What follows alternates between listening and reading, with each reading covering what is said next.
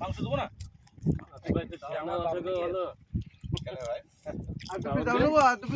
পায়ে কি সমস্যা হচ্ছে? দু পিস দিলাম পায়ে লেগেছিল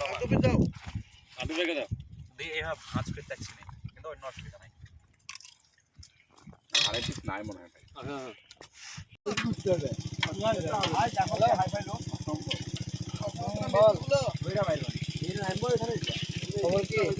মাংস এত কম কেনে আমি খেয়ে দিচ্ছে না দর্শকের পিছনে।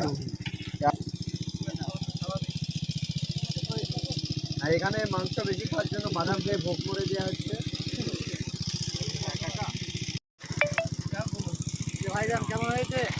হ্যালো, খেতে বেশ খুব ভালো হয়েছে।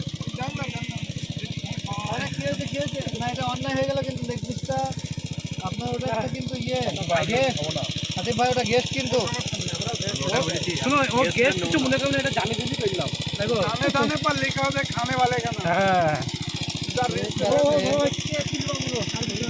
এখন এই 5 টাকা দিলে খেয়ে নেব। দেখো এখানে একটা ফটো তুলো আমাদের দিকে তুলতে হবে।